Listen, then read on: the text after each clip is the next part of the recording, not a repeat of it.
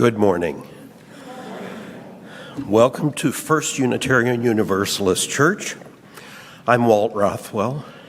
Sarah and I are 30-year members of the church, and our two children were raised in the RE program.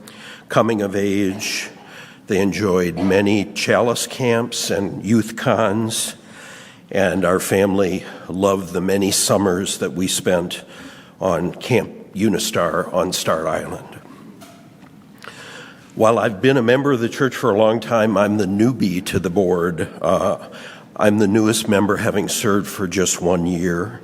It's important for you all to know how blessed we are to have dedicated and determined leadership and staff that we can all be proud of. I welcome you to this service that will include reflections from our board members, both in person and recorded. Please find the upcoming events listed in your order of service and join us after the service for coffee and donuts, either downstairs or in the commons, or you can bring the refreshments outside into the courtyard. Most Sundays, our entire offering collection goes out the doors of our church to support work for a more just and loving world.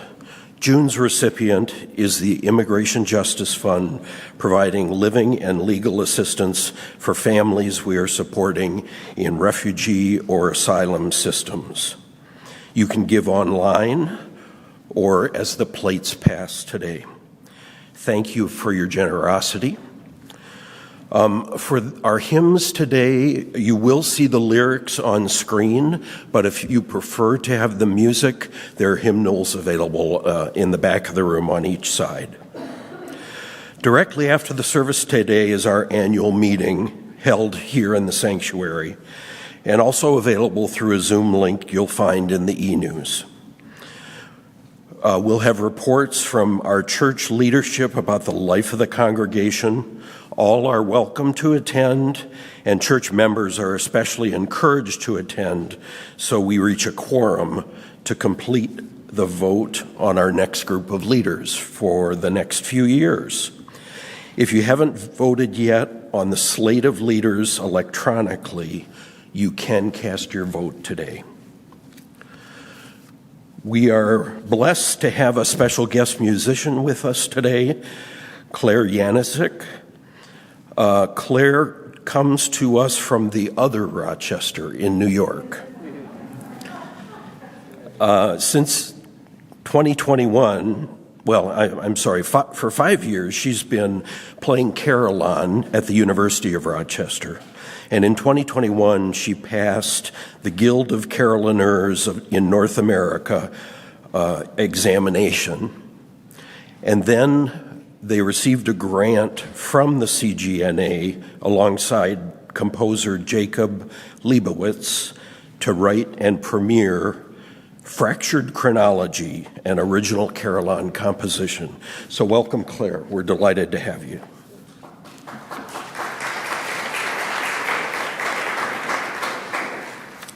If you'll indulge me for just a moment of church history. In 1854, our city of Rochester was founded with a log building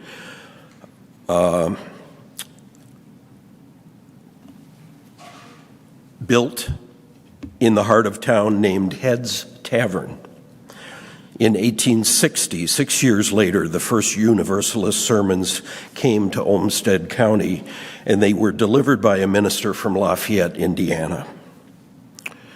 3 years later, in 1863, Dr. William Worrell Mayo moved his family to the area.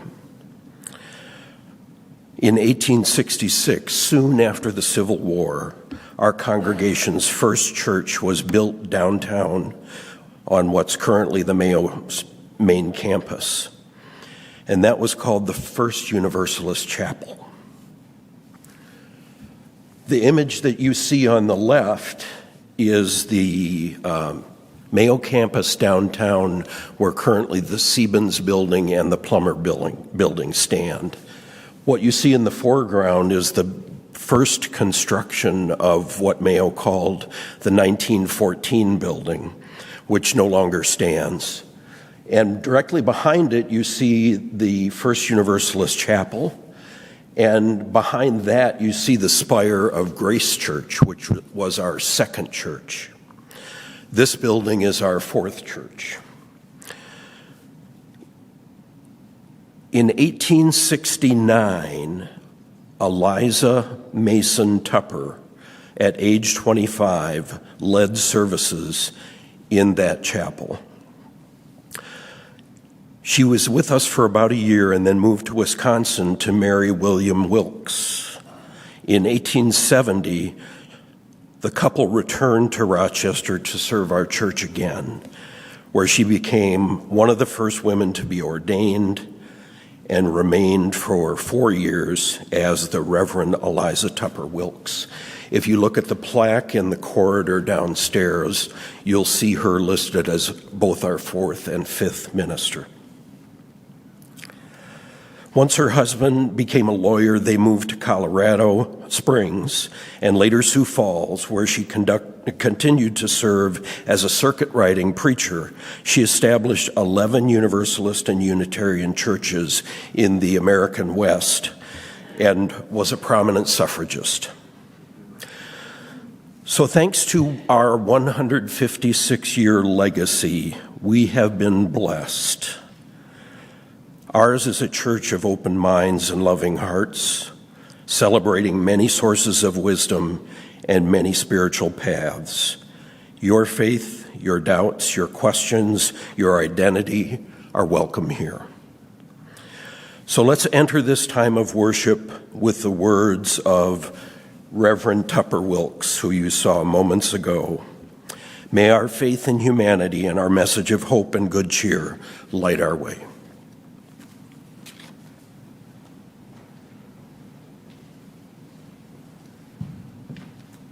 The hymn is My Life Flows On. I invite you to rise in body or spirit as we sing.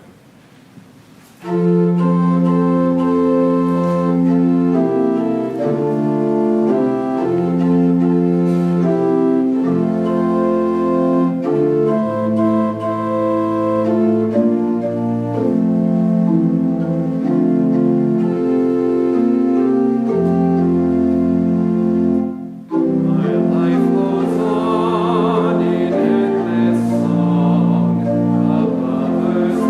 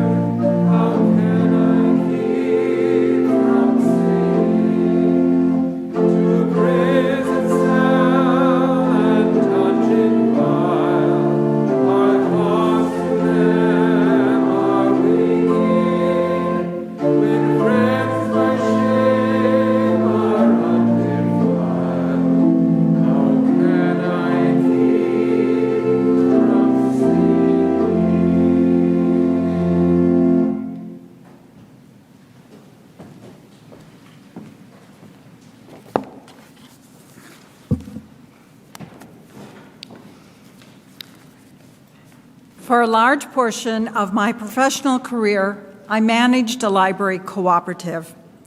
The cooperative's lifeblood was meetings. Meetings to discuss when to offer ebooks, when to discontinue the VHS collection, whether or not to charge fines. You get the gist. Lots of discussions about everything. Since my days were already filled with agendas, I spent a dozen years offering tacit support to this church. I voted at every annual meeting, and then, having voted, I stepped back and I let the board members do the work. Until one Sunday, thank you, Amy Nelson, when I realized I needed to do more for my chosen faith. With the next election, I moved from the sidelines to become a member at large, then secretary, vice president, and most recently, having been granted the privilege of serving as president. And it has been a privilege, a gift from you, the members of this congregation, despite COVID challenges and wonky Zoom connections. From the outside, the board meetings look like any other meeting, a group of people working through an agenda, old business, new business, very Robert's Rules of Order. But I promise you, there is something different, an intangible distinction that sets this group apart. It may be that every meeting starts with a chalice lighting, or the sharing of a monthly reflection by a board member, sometimes just a reading, and sometimes personal thoughts that border on the holy. Each decision, whether deliberated for weeks and months, or those made quickly in response to an immediate need, are not made just based on personal experience, but are always measured against our mission: to be a compassionate, welcoming community that nurtures spiritual growth and practices justice. As a member of the board, I have been welcomed. I have grown spiritually, and I have learned the impact of injustice and felt supported in the hard work of striving for justice. As a chalice blessing, I offer the prayer by Marcus Harliffe, which identifies the bits and pieces that comprise our UU life, including the work of the board. It is entitled The Grout. Unitarian Universalists are mosaic makers.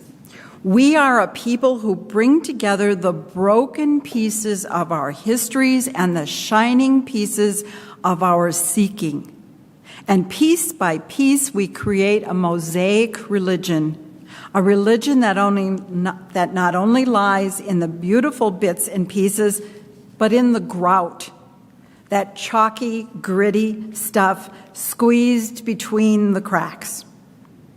In our congregation, we help make the grout when we learn each other's names, when we reach across generational divides, when we show up on Sunday morning without having checked first to see if we are interested in the sermon topic.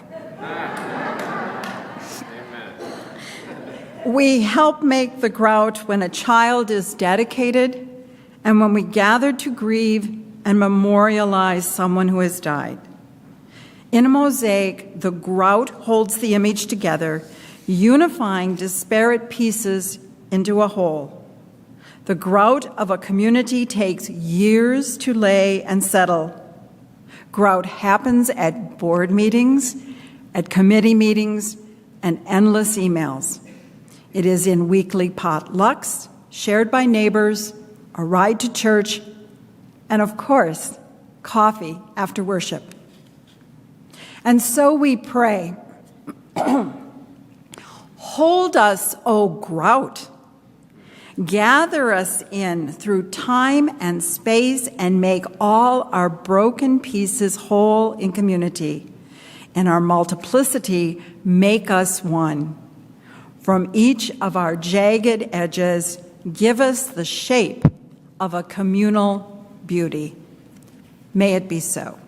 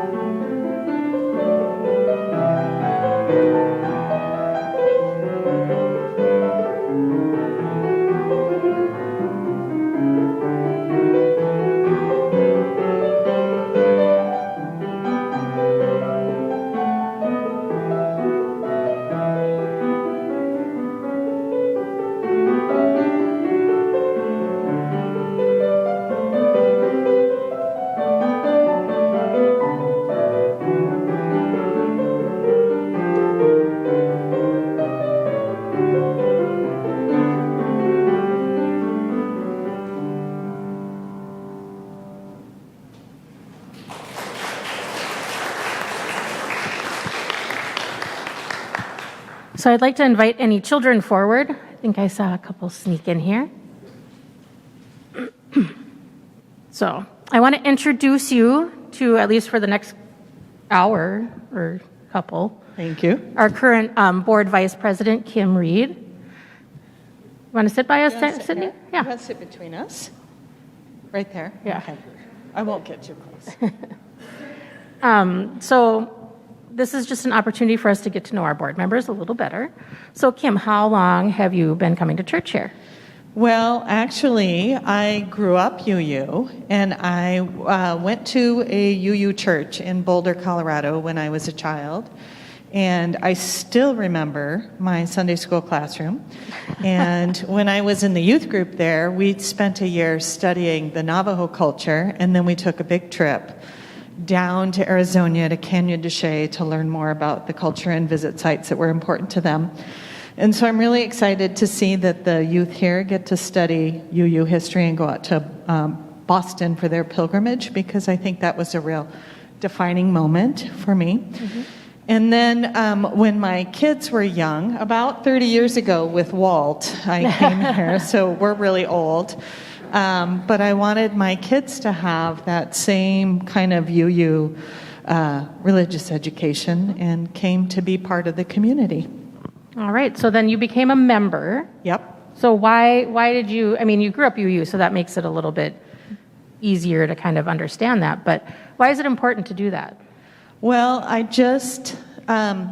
think that it is so inspirational to be here with a group of people that are a community that live by the principles, the UU principles, and work together to build a group that lives out those principles every day.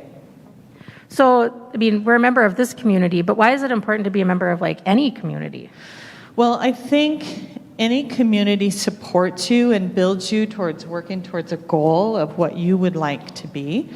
And it helps me think about social justice issues and how I want to live in the world and who I want to be and to move forward in that. And so it's not just for me to gain from them, but for me also to give back to the community and help the community grow and reach those goals. Yeah, I always say like attracts like. So you tend Yes. to run into UUs and other people in your community and other places that aren't this community, Trader Joe's, the farmer's market. We like to shop and eat. There you So, I go, mean, yeah.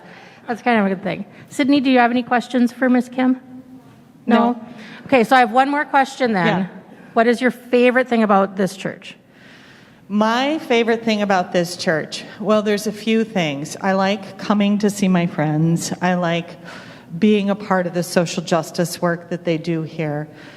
But my favorite thing is every time I come, I see important and inspiring things that other people are doing. And I just like to learn from them. I like to learn from Luke. He always makes me think with his stories every week. And I just always come away feeling better being part of this community. I think that most of us can agree with a lot of that sentiment. And so thank you, Kim, for getting to know you a little bit better. Thank you. And look forward to having you serve on our board for a couple more years. Thank you. Austin will now play the children's benediction, and we will go downstairs.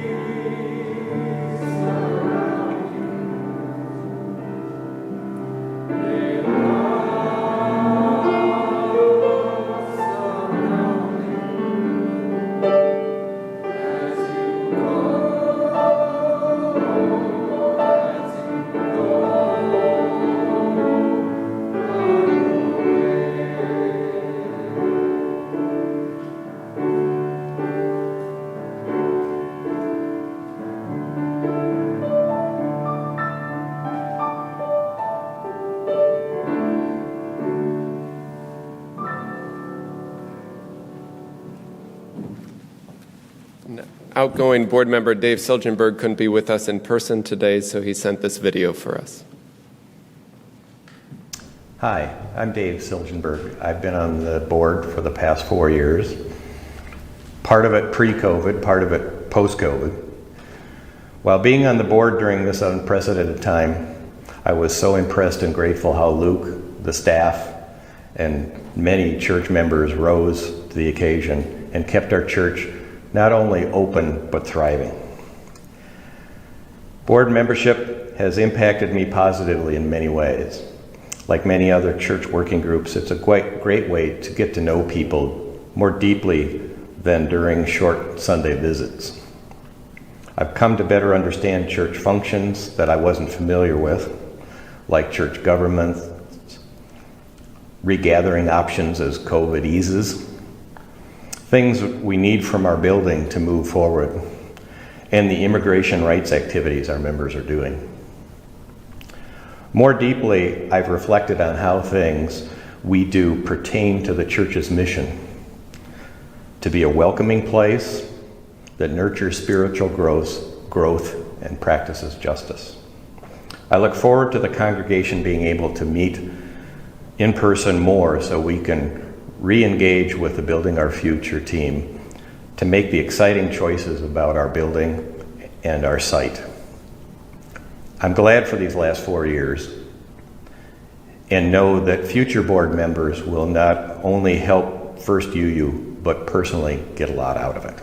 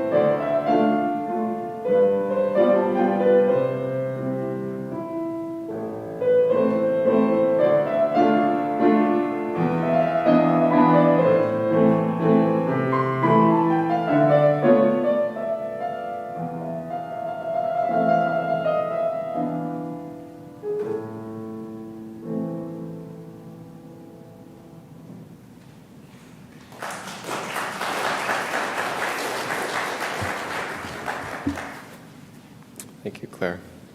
I invite you to take a deep breath and breathe deep the breath of life.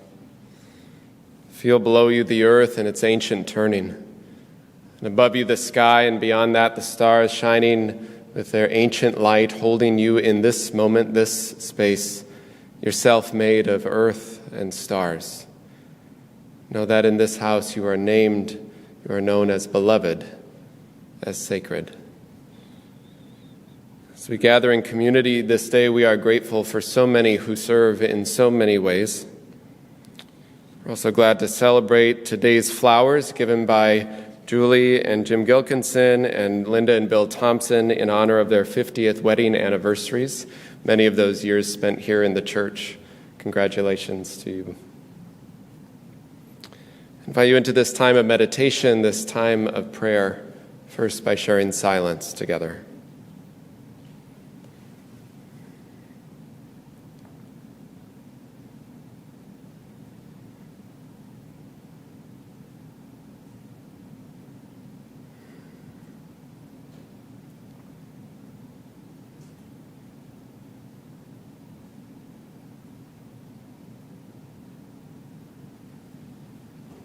Spirit of life, source of love, God of many names and beyond all naming, Spirit of sun and moon, earth and stars, alive within all things. We are, each of us, called to so much, called to service and responsibility, action and reflection, called to love and to care and to compassion and to hope. even when the news of the day or the year or the news of generations can make it all seem hard to find our way. Help us remember, Spirit of life, that we each have gifts to offer in 1,000 ways of care and kindness, beauty and art, dedication to the values we hold dear. In these times of massive change, help us lay down unnecessary grievance so that we might pick up those things that matter most: love of neighbor, love of community, to live in such a way that those around us experience just a bit more kindness, inclusion, acceptance, hope, and resilience by our actions, our deeds, our words, our presence. So that when we don't know what to do, the beauty of the world and each other can help remind us to open our heart to the day in gratitude and to feel where that might lead us next. We hold in our heart this day all those who suffer in mind, body, or spirit. I invite you to bring the names you're holding in your own heart this day in joy or sorrow, celebration or concern, and silently or aloud now in this time to speak their names.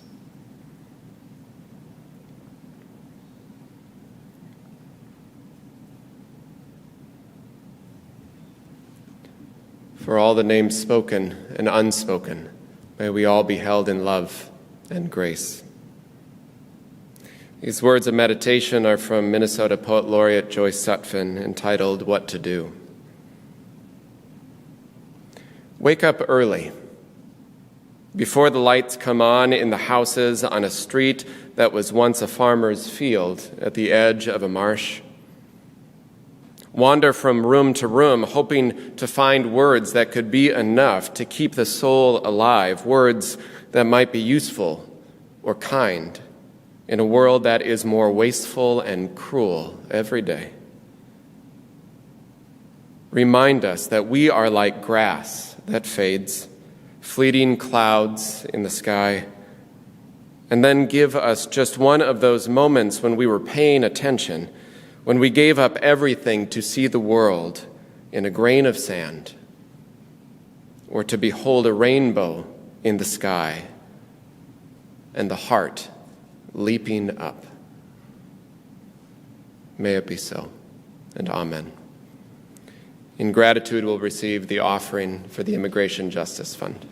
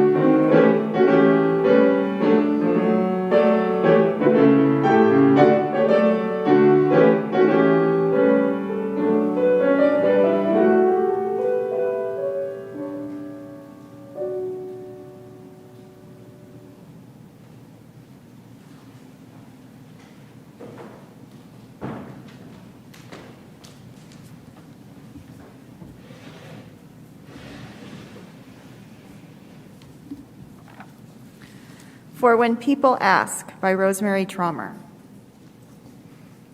I want a word that means okay and not okay. More than that, a word that means devastated and stunned with joy. I want the word that says, I feel it all at once.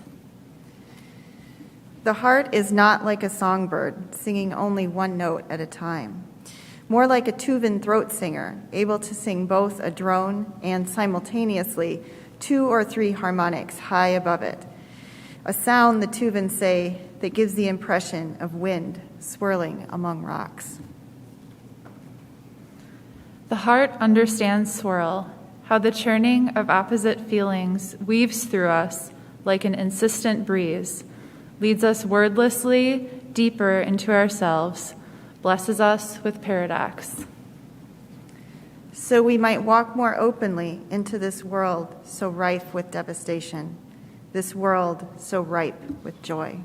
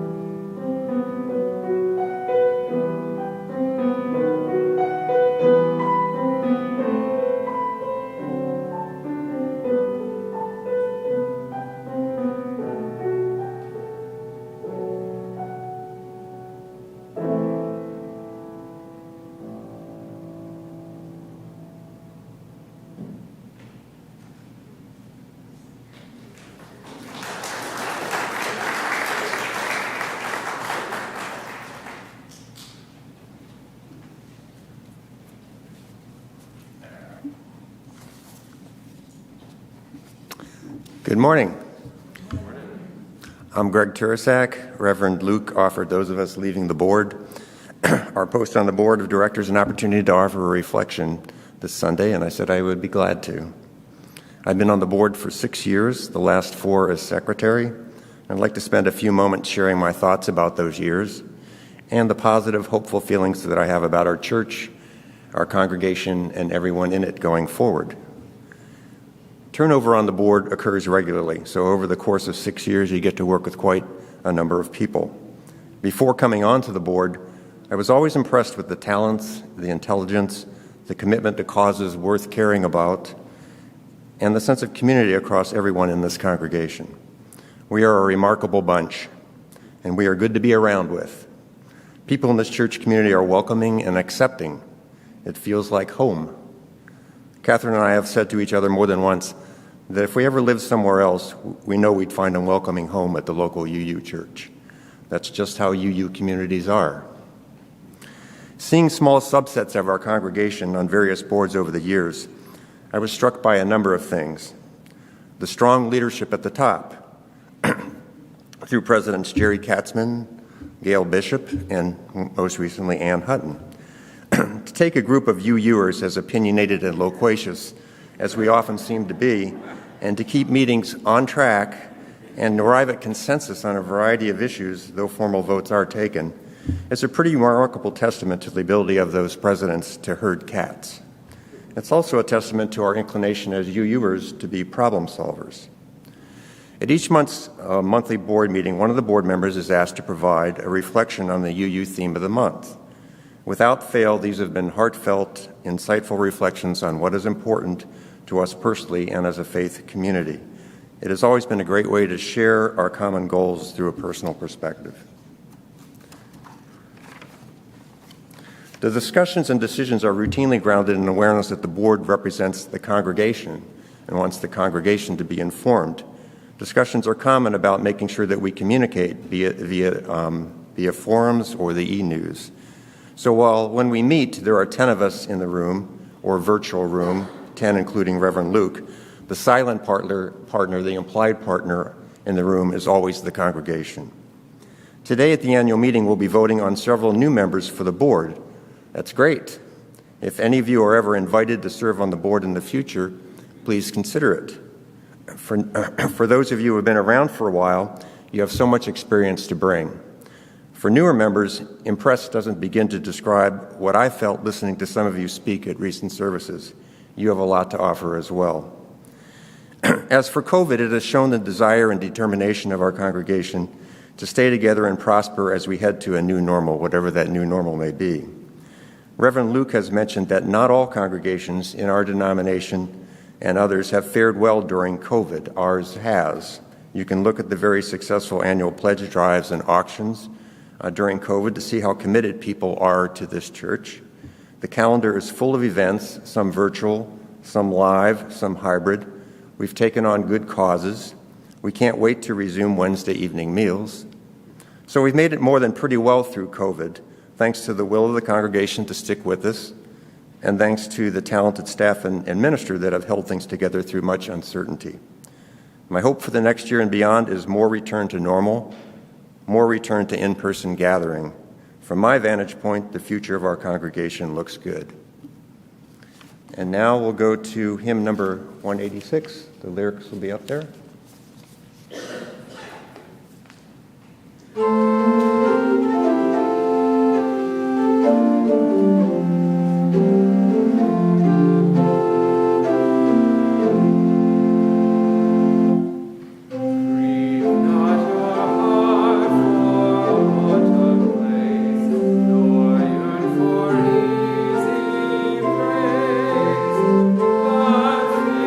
Yourselves